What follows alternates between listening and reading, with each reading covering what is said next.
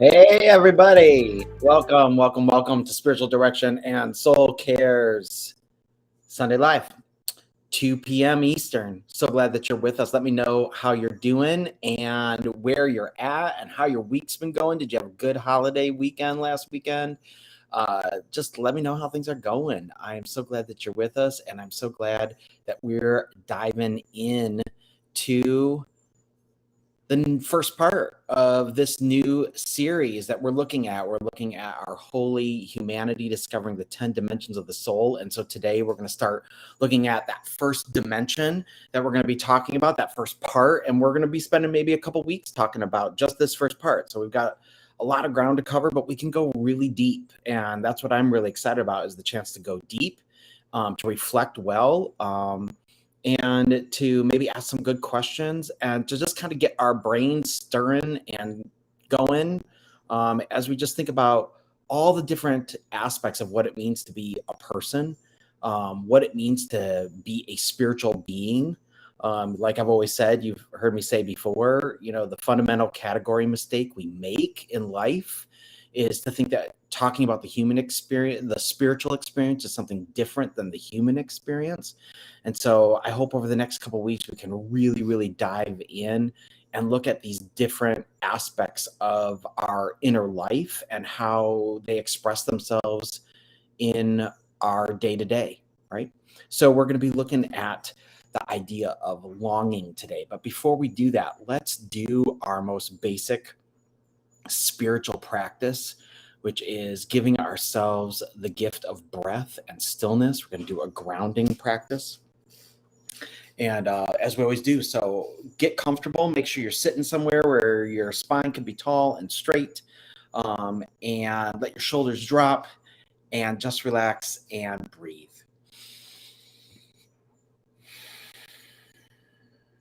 And again, we breathe and out. And in for 2, out for 5.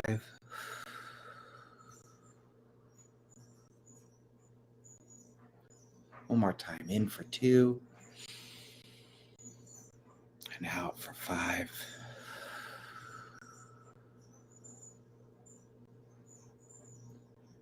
Let's just continue with that rhythm.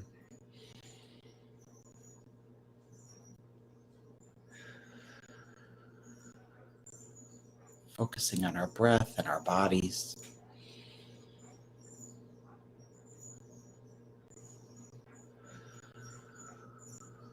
As we do this, we come home to ourselves. Our mind comes to rest with ourselves, our bodies, in and out.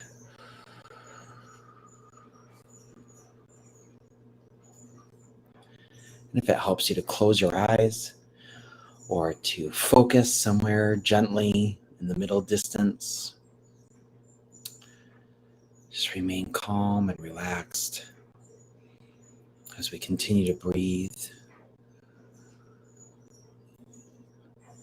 I just invite you to silence. Let's remain in silence together.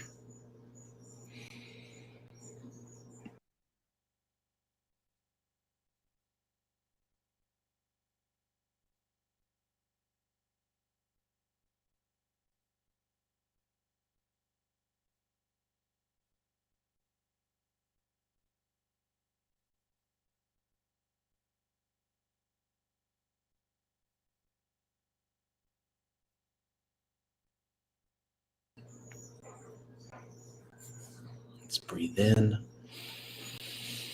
and out. We're talking about longing today. That sense of desire for more within us. And as you hear the word longing, I'd like you to pay attention to where does your body respond to the idea of longing? When you hear the word longing, do you feel anything in maybe in your gut, in your chest, in your head? Where do you feel a physical response to the word longing?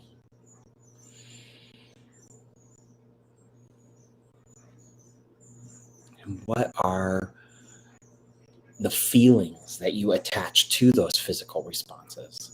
Do you feel anxious? Do you feel uncertain? Do you feel joy? Wonder?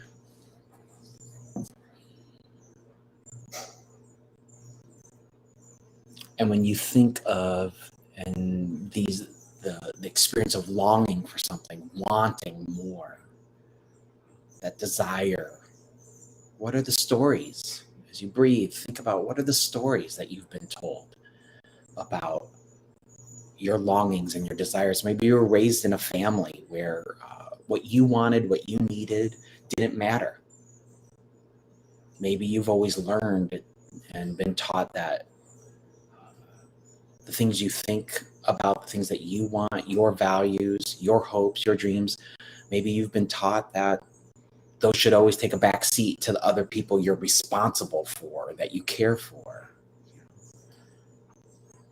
Maybe you had good stories about listening well to yourself, right? What were the stories you were told, or the stories that you've been told, or the stories that you've picked up and created for yourself about what you need and what you want and how to think about what you need? Do you even think about what you need? Or do you feel overwhelmed by all your needs and maybe you need to step back? I don't know. What are those stories? Let's continue to breathe in and out, giving ourselves this gift of rest of this moment. Breathing in and out.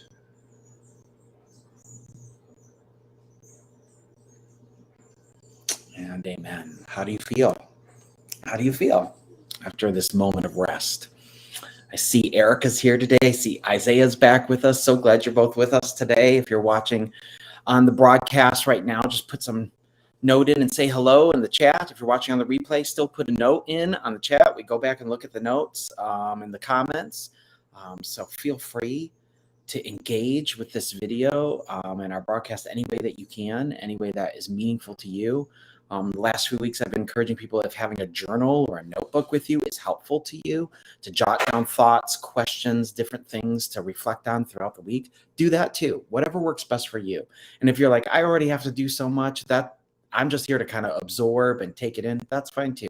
Whatever works best for you as we reflect together and think together. I'm so glad that we get to be together, even in this moment, even if it's virtual or on the replay. I just am so thankful for the gift of your sacred presence with us today. And I hope you have a beautiful and wonderful day. I'm really happy you're all here. So we're talking about holy humanity. We're going to be in this for some weeks, talking about the 10 dimensions of kind of the human core, the human soul, whatever you want to call that most essential summary of you, right? What are these 10 aspects, dimensions, experiences, we could even call them, that we experience in our spirituality? Like I said last week, I really believe that all humans have an innate spirituality, and our spirituality human spirituality is kind of the convergence of these kind of 4 categories of how we make meaning, our connection to something bigger than ourselves. The fancy word is transcendence. Our values, so like how we transmit, how our sense of meaning and deeper connection is expressed in the world is our values. It's the way we live. And then also how that shapes our understanding of our identity, or what's called our psychosocial identity. The way these 4 dimensions, these 4 aspects kind of overlap, these 4 circles overlap at the center of that, where they all overlap together. That is what is human spirituality. And that can be pushed through a religious vocabulary, that can be pushed through a spiritual but not religious vocabulary, that can be pushed through a non-religious vocabulary, or a consciously non-religious posture. It's all different ways of talking about this thing. And so as we explore what I mean and what we're exploring, this holy humanity, we're exploring different experiences that we have, different ways these four things express themselves as they converge together. Does that make sense? So today we are going to dive in as we talk about holy humanity. We're going to start talking about the experience of longing, and we're going to spend a few weeks here, and then we'll move on to another experience. But first, this is kind of part 1 of talking about the experience of longing and what the role of our longing for meaning, our longing for a connection to something bigger, our longing to feel like we're ordering our lives in ways consistent with that and our values, though our longing and desire and hope to be fully ourselves, right, in our identity, right? All those 4 dimensions, right? The drive and experience of longing in it, how this is an essential component of our humanity and what it means to express our spirituality, however uniquely you express it. Does that make sense? So let's talk a little bit about longing. Let's talk about longing, right? It's really important when we talk about our longing that we learn to see our sense and desire for something deeper and for something more is, again, not a sign of something wrong with you. It's not a sign that you're deficient. It's not a sign your desire for something more doesn't mean that you are not enough, okay? That our desire, our longing for something deeper and more is a marker, is an evidence that there's something profoundly holy and sacred within us, that we are something of eternal value and worth.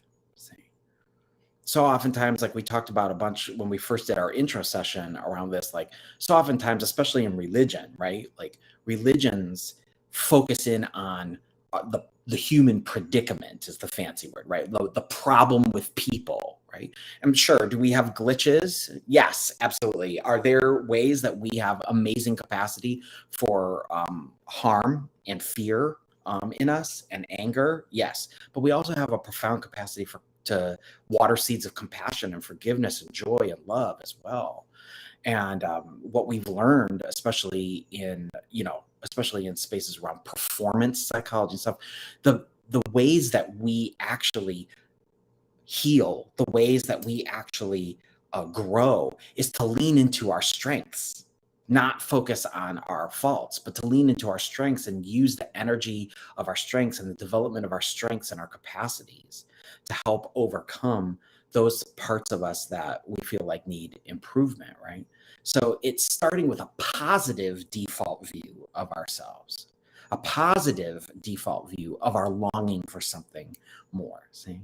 I mean, like, I always love questions, right? So like it's in this set of questions where we say, what if we stopped believing that we are a problem? You are not a problem to be solved, right? Remember the story I told a couple weeks ago about the guy at the coffee shop making it sound like my daughters, because I have 3 daughters, that somehow they're a problem. Like, good luck with that, he said. Do you remember that story? If you haven't watched that video, just go back to the video before this one, and you can hear me relate that story.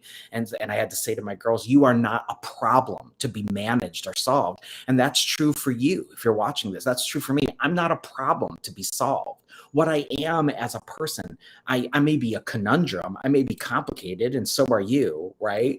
Like, we have layers, but you're not a problem to be solved or managed. See? What if we believed that our sense and desire for more is a sacred expression of our capacity to grow and to go beyond ourselves, to push past the limiting ways our trauma and of our hurt have told us that there's nothing more for us, right? That we have actually a capacity to heal through that, right? What if that's that drive in you for more, that desire for more, to go deeper, is just a reminder that you have the capacity to grow and to go beyond where you are now, if that's what you desire and long for. That the pain, the loss, the trauma, the grief, the hurt, the mistakes, the screw ups, they don't sum up who you are, and they don't put a period on the end of the sentence of your life. Okay? What if we stop believing that we actually have limits that we can't get past? Right? Like, obviously we're mortal. Obviously I can't fly because I want to, right? Like, I can't just sprout wings and fly, right? That's not what I'm talking about. Right? But what if we stop believing that we have to live within the limits of our pain, live within the limits of our belief that we couldn't be more, or that we'll be nothing more, or that we'll always be less? What if we've been taught to see, what if we've been taught to see what we've been taught to see, that our deficiencies about us and each other are really just doorways? They're just doorways to growth, to healing, to abundance, to prosperity, to deeper connection, to a growing, expanding capacity for compassion. What if our sense that something's missing in our lives is really just the engine that drives us to find exactly what we need and discover exactly who we are and who we're meant to be? See, it's this positive turn, right? Judy, you're here. So glad you're here. You said, I grew up in an environment where an unwell parent punished me for pursuing my dreams and tried to invalidate my authentic self and gifts. I was and still am the inconvenient truth teller in my family. I've healed a lot, but will struggle getting beyond that final veil, that feeling of general discontent. I'm tempted to look back outside myself to fulfill that longing, but know it's a journey still even deeper towards the all-fulfilling God within. Yeah, that's beautiful. I mean, like, when I think of the word discontent, like, we could think of it as, it's often sometimes called holy discontent, right? Why is it holy? Why is it sacred? Because it drives us to discover that growth, to discover our true selves, and to really see other people fully, right? Like, that's a big thing for me, is learning to, not only extend this to myself, but extend it to others, especially when they're difficult to be around. Susan says hello. I'm glad you're here too, Susan. Welcome. What if, so, like, going more with these questions too, what if our sense of longing is itself just an expression of our natural spirituality that I was talking about, that innate spirituality that we all have? What if our experiences are a sign of something just natural and holy within us? So longing is this first dimension of our holy humanity. It's the predicate, right? It's the first dimension upon which all the other, that drives us into all these other experiences. It's the first experience that's inherent within us that drives us toward all the other experiences that we'll be talking about in the coming weeks. Longing. There was a Christian writer named C.S. Lewis, and I have kind of a complicated relationship with C.S. Lewis. He's beloved by many people. I love his Chronicles of Narnia.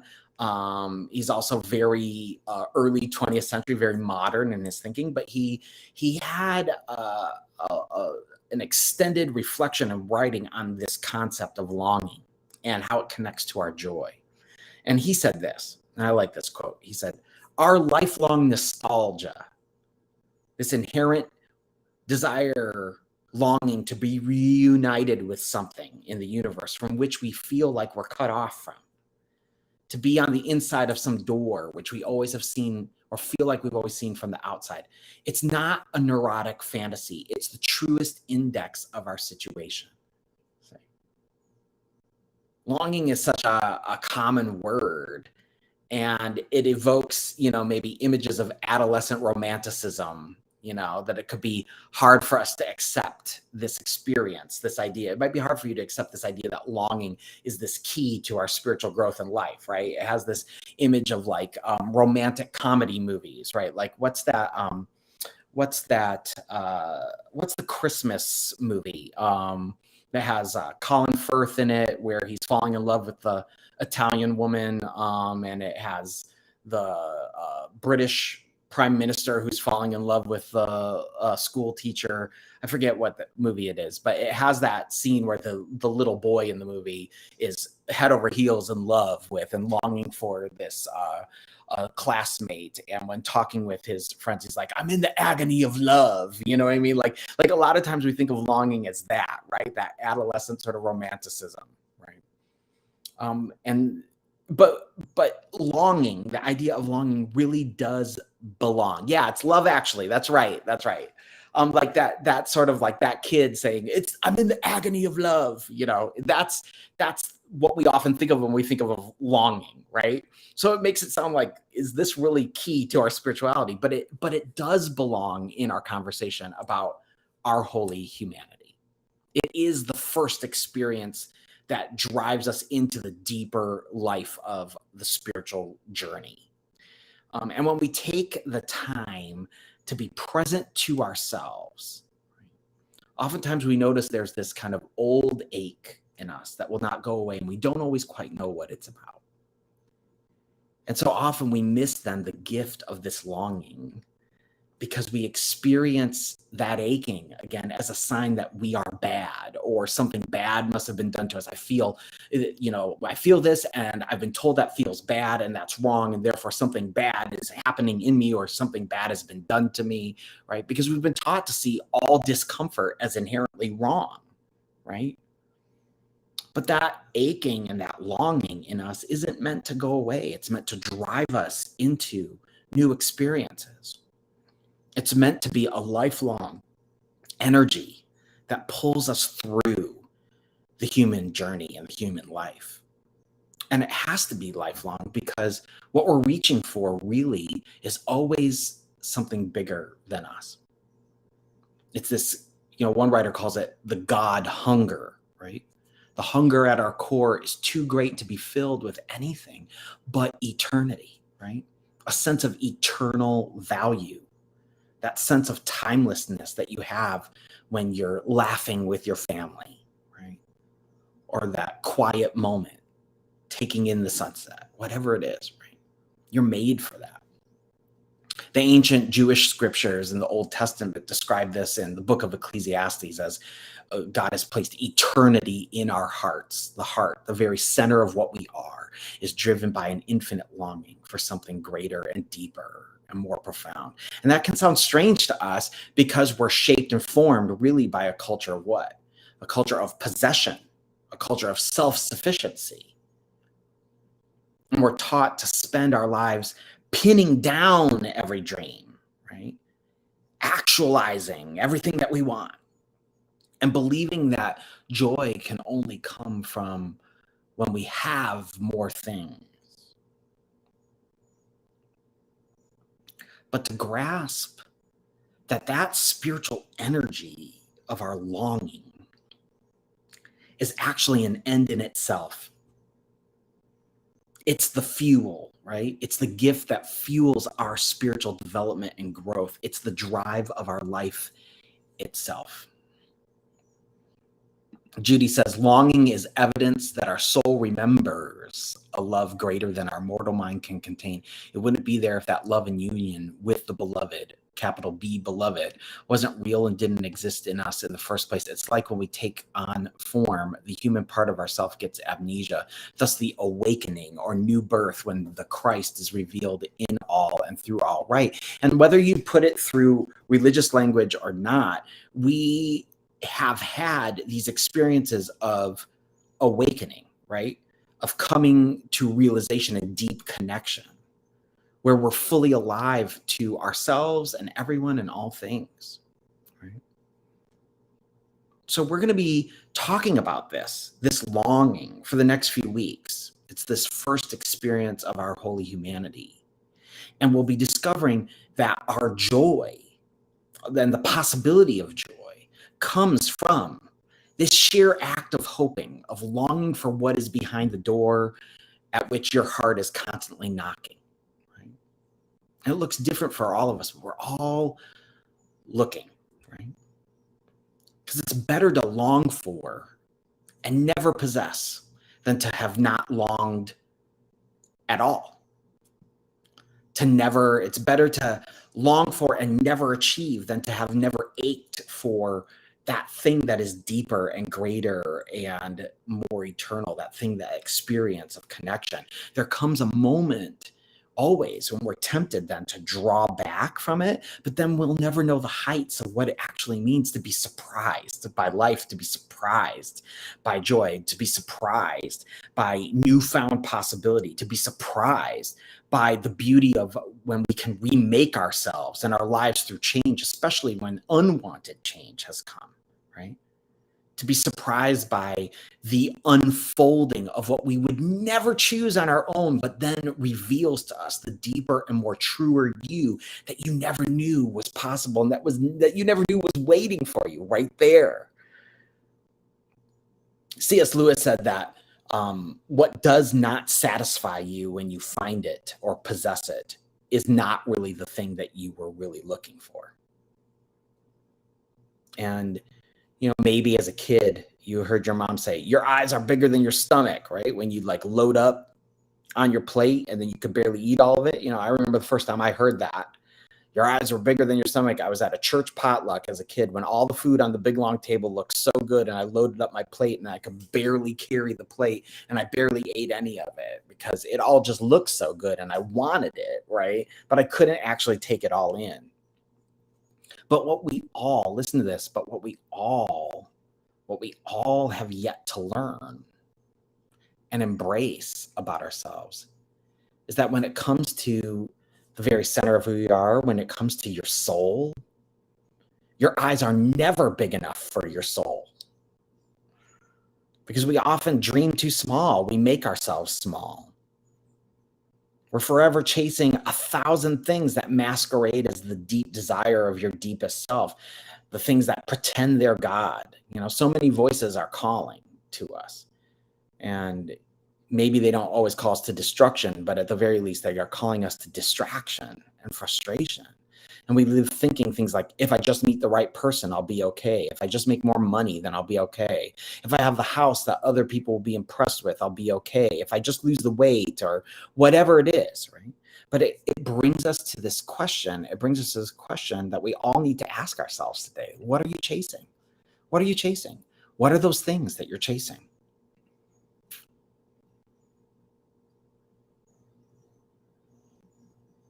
And are they too small? Are they the dreams and the desires and longings that somebody else told you needed to pursue? But are they really yours to pursue? Whether it was the story you got from the way your family was growing up, the story you got once you got out of your family and out of your house, or the counter story that you created because you didn't like the family story that you had. I don't know what it is. Maybe it was that boss, that mentor in your professional life who gave you your shot, but then you realized over the years that you modeled your life on them and that isn't really what you wanted, right? I don't know. What is it? What are you chasing? What are you chasing? This is the question for you, right? And only you can answer this question because it's different for all of us, even though we all have this longing and this capacity to push, right? And to discover. But it's all as unique as your story. So what are you chasing? And is it what you really want? Is it really yours to chase? And if it is, then great. Then you have clarity, right? And if it's not, oh my gosh, then you have clarity. You have a new opportunity. It's never too late. It's never too late. Nothing's wasted, right? It's never too late. So we need to look all the things that we're chasing in the face. And if they're not for us, we need to just feel the freedom, say, no, you're not it. These other stories, these other dreams, maybe they might not be what you truly desire. And if you recognize that, look right at it and say, you're not what I long for. And I want to discover what I am truly longing for. You know, look at the things that you don't need in your life and say, you, whoever you are, whatever you are, you're not enough. I'm looking for the eternal. I'm looking for something sacred. I'm looking for that deep sense of connection to what is divine that rests deep within me.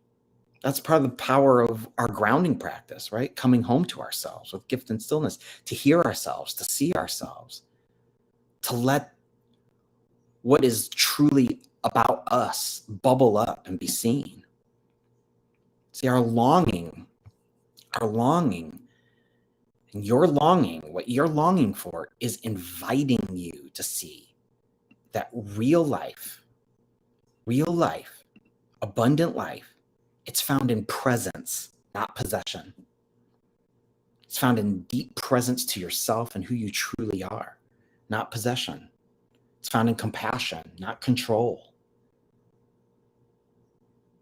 And that's my gospel for you today. It's a fancy word for good news. That's my good news for you today. Remember, your longing, all your desires are inviting you to see that real life is found in presence, not possession. And where you're driven by possession, let it go. Say, no, that's not who I really am. And that's not really it. Real life, it's found in presence, not possession. Take time to think about, what are you chasing? Amen? Amen? Amen. Ashe and amen. Judy says, such good points. The world necessitates itself to be happy in so many ways, as if to veil or distract us from the presence within that is spiritual and really unites all beings in love and joy. See, when you start pursuing and listening to your longings, we're going to get a little bonus here. When you start pursuing and listening to your longings and what they really tell you about what you need and what you are, right? You find yourself truly united with the ones that you are meant to be united, right? Like it's the letting go of possession and control. As scary as that is, that's what actually opens us up and frees us to be actually deeply connected and to discover that deep center of ourselves that drives us into all the other experiences of our spirituality, all the other experiences of a deep and rich and beautiful, holy humanity. So it's already here. It's just about letting go and making space for it, right? One wise spiritual teacher says that the experience of God in the soul is not an experience of addition. It's not about possessing and adding more on. It's about subtraction. It's about letting go and making space and being present so that we have our hands empty to grasp what it is we truly are made for and long for, who we really are. To possess, the only thing that you want to possess is to possess yourself, the beautiful self that has been given to you to care for, to express. and to express the ultimate presence of what is eternal and of eternal worth, the unique, unrepeatable reality of you. That's the only thing that you are trying to possess, to fully possess who you are and what you're meant to be. So real life is found in presence, not possession of all the other things, but in presence to yourself, presence to your longing and desires, and paying deep attention to what it is you're chasing and to what it is that you long for. And what do even your longings for the things that aren't really it tell you, and what does it point you toward, right? What does it tell you about your truest, deepest longings, right? So let me bless you today as we wrap up here. I want to bless you with this blessing, and I hope that you receive it, and that it is a healing word and a challenging word and an inspiring word for you. To each one of you, broadcast or replay, may life stir in your soul dreams as big as the love offered to you each day, each moment, each second. For even the impossible dream is too small for your holy humanity. You were created in the image of God, so may you see through the imposters that knock forever at the door of your soul, promising only what only the Spirit of life can give. And may you replace dreams of possession and control with holy presence, manifested in compassion, joy, love, peace, and laughter. Amen and amen. Oh, spiritual direction, soul care. It's so good to be together. I love spending time with you and this amazing community of wisdom.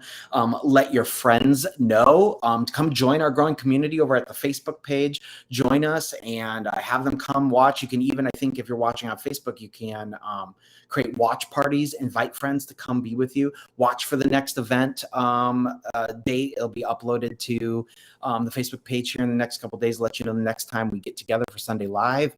We'll be still exploring the idea of longing. We're going to go deeper into different dimensions of longing because that's kind of that main thing, right? And then we'll eventually get into some other experiences as well. I'm so glad that we can be together. And if you need additional spiritual direction, soul care, or other kinds of support, feel free to go over to spiritualdirectionandsoulcare.com. You can check out the soul care program, or if you just want one soul care session with me, reach out to me, let me know. You can contact me through the Facebook page. And I would love to connect with you either virtually or if you're local in the area, as some of you are, more than happy to connect in person as well. So just let me know. Y'all are amazing. What a privilege to connect. Thank you for sharing your wisdom. Thank you for sharing your presence and your comments. Be thinking deeply today and this week about what you're chasing. And remember, real life is found in presence, not possession, through compassion and not control. You're amazing. Have a great, great week.